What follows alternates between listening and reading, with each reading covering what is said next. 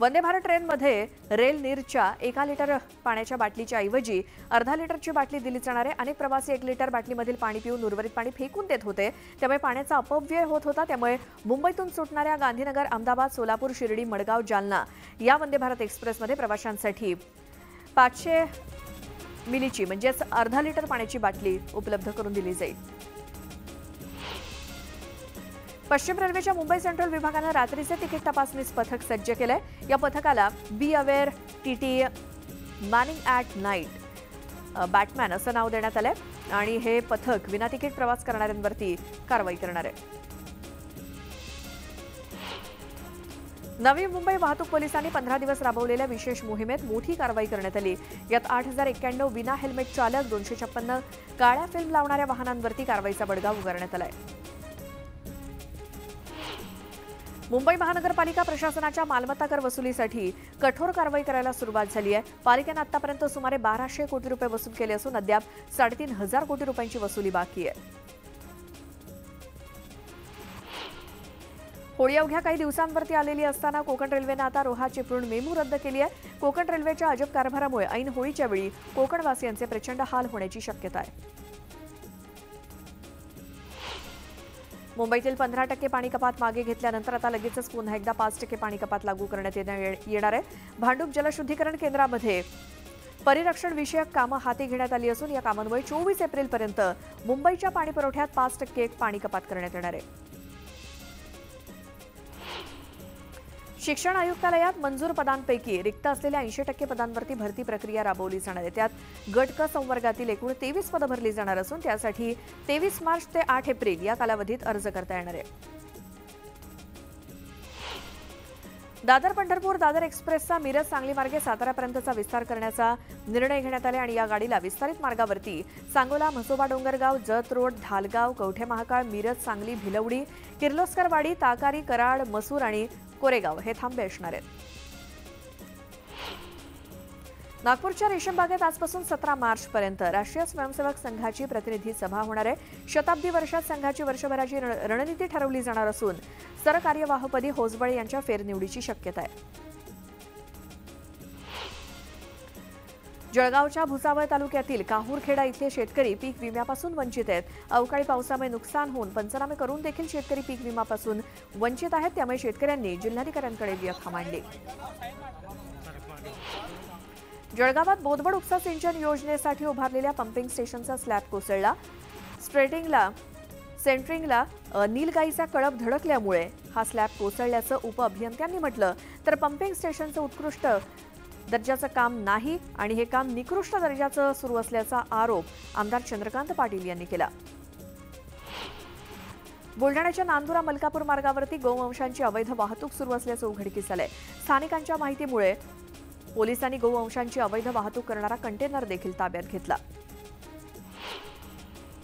बदलापुरात पालिकेसमोर पूरबाधित शेतकरी संघर्ष समितीचं उपोषण सुरू आहे। मागण्यांवरती निर्णय न घेतल्यास येणाऱ्या लोकसभा निवडणुकीवरती 1.5 लाख बाधित शेतकरी रहिवासी बहिष्कार घालणार असल्याचा इशारा शेतकरी संघर्ष समितीने दिलाय।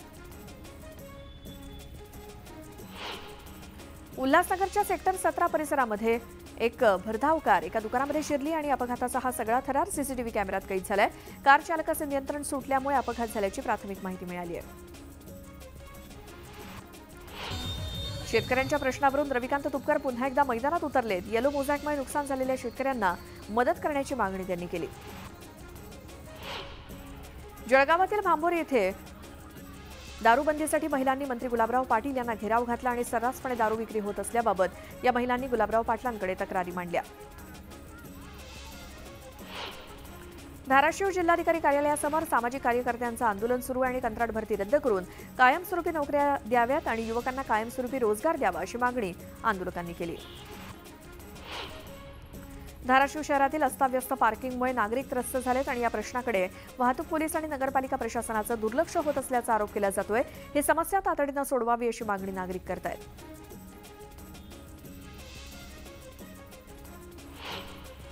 न्यूज 18 नेटवर्कच्या मेगा ओपिनियन पोलमध्ये महाराष्ट्रात एनडीएला मोठा विजय मिळण्याचा अंदाज आहे।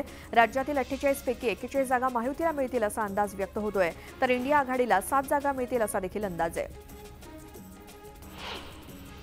राष्ट्रवादी काँग्रेसचे पारनेरचे आमदार निलेश लंके यांचा राष्ट्रवादी काँग्रेस शरदचंद्र पवार पक्षामध्ये प्रवेश होणार असल्याची चर्चा सुरू झालेली असताना लंके आणि शरद पवार यांची गुरुवारी भेट झाली, मात्र थेट पक्षप्रवेश काही झाला नाही. पवार यांची विचारसरणी मला नेहमीच मान्य आहे असं लंके यांनी पत्रकार परिषदेत सांगितलं आणि त्यामुळे ते मनानं शरद पवार यांच्यासोबत असल्याचं त्यांनी स्पष्ट केलं.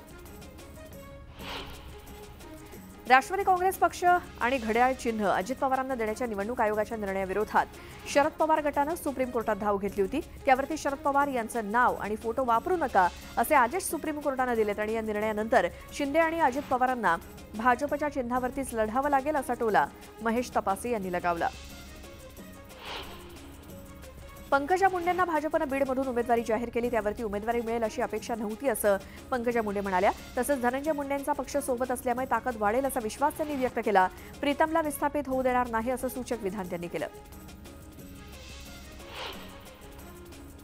रत्नागिरी सिंधुदुर्ग लोकसभा मतदारसंघाचा तिढा सुटला आणि या मतदारसंघात महायुतीचं लढणार असून महायुतीचा उमेदवार जिंकून येणार आणि त्यांचं चिन्ह सुद्धा महायुतीचंच असेल असं देवेंद्र फडणवीसांनी स्पष्ट केलं.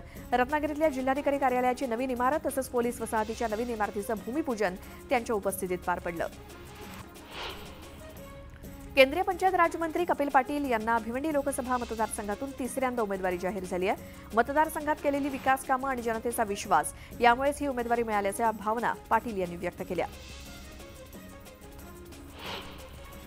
शिर्डीची जागा रामदास आठवलेंना द्यावी, अन्यथा अहमदनगर आणि शिर्डीमध्ये अपक्ष उमेदवार उभे करणार असा इशारा आरपीआयनं दिलाय. गेल्या अनेक वर्षांपासून भाजपची साथ देणाऱ्या आठवले गटाला डावललं जात असल्याची तक्रार केली जाते. सीबीआयच्या कचाट्यात येण्याच्या बातमीमध्ये कोणतेही तथ्य नसल्याचं स्पष्टीकरण आमदार यशवंत माने यांनी दिलं. माझ्या आणि माझ्या कुटुंबातील व्यक्तींच्या विरोधात सोमेश क्षीरसागर यांनी बुलढाणा जात पडताळणी समितीकडे तक्रारी केल्या होत्या, मात्र त्या तक्रारी जात पडताळणी समिती तसंच हायकोर्टानं फेटाळून लावल्याचं त्यांनी सांगितलं. काँग्रेसचे नेते राहुल गांधींची भारत जोडो न्याय यात्रा नाशिकमध्ये पोहोचली. इथे राहुल गांधी यांनी त्र्यंबकेश्वर मंदिरात दर्शन घेतलं. यावेळी राहुल गांधींच्या हस्ते ज्योतिर्लिंगाची महाआरती करून पूजा करण्यात आली.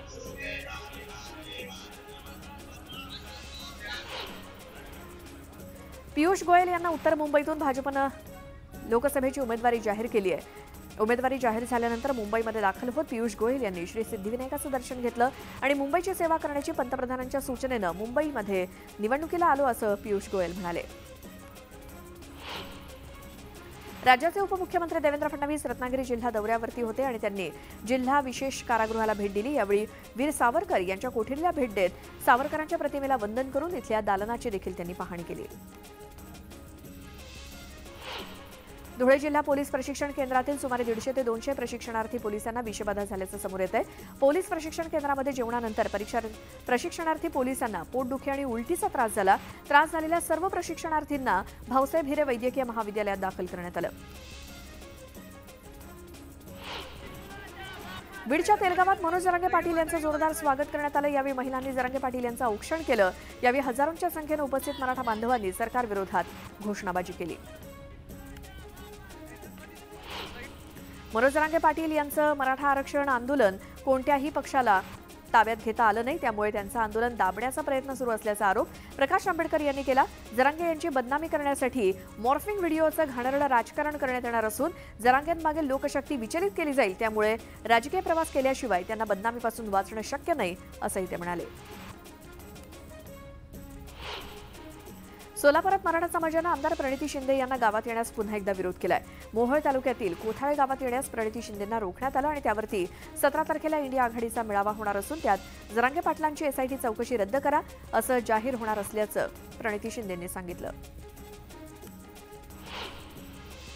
चिपळूण रेल्वे स्थानकात दुरांतो एक्सप्रेसमध्ये बिघाड झाल्यानं कोकण रेल्वे मार्गावरील वाहतूक विस्कळीत झाली. या मार्गावरील रेल्वे 1 ते 1.5 तासानं उशिरा धावत असल्यामुळे अनेक स्थानकात प्रवासी रखडल्याचं पाहायला मिळालं. महाराष्ट्र राज्य अंगणवाडी संघटनेच्या वतीनं नंदुरबारमध्ये आपल्या प्रलंबित मागण्यांसाठी थाळीनाद आंदोलन करण्यात आलं. अंगणवाड्यांची वेळ बदलून द्यावी ही प्रमुख मागणी आहे. दुसरीकडे महिला बाल कल्याण विभागाचे जिल्हा कार्यक्रम अधिकारी अरेरवेची भाषा करत असल्याचा आरोप करण्यात आला. पनवेलच्या ओवळादुंगी गावामध्ये बैलगाडा शर्यतीदरम्यान झालेल्या गोळीबार प्रकरणी राहुल पाटीलसह 15 ते 20 जणांवरती गुन्हा दाखल झालाय। शर्यतीच्या अंतिम लढतीत राहुल पाटील यांच्या बैलगाड्याचा पराभव झाला आणि जिंकलेल्या गटानं गुलाल उधळला। याचा राग येऊन राहुल पाटील यांच्या साथीदारांनी गोळीबार केल्याचं समोर आलं। चोरीच्या उद्देशानं घरमालकाची हत्या करून फरार झालेल्या नोकराला मुंबई पोलिसांनी 48 तासात भुसावळमधून अटक केली। 12 मार्च रोजी मालकाची हत्या करून या नोकरानं 3 लाखांची रोकड पळवली होती। मुंबईतील गोरेगाव भागातील एका फर्निचर कंपनीला भीषण आग लागली। अग्निशमन दलाच्या 10 वाहनांनी घटनास्थळी धाव घेत आगीवरती नियंत्रण मिळवलं आणि पायऱ्यांच्या खाली तळघरात रहिवाशांनी टाकलेल्या कचऱ्यातून ही आग लागली असावी असा अंदाज आहे। दिवसाढवळ्या 56 घरफोड्या करणाऱ्या टोळीला मालाड पोलिसांनी जेरबंद केलं आणि ही टोळी सीसीटीव्ही नसलेल्या, सुरक्षारक्षक नसलेल्या घरांना टार्गेट करायची आणि पोलिसांनी त्यातील 3 अटक केली।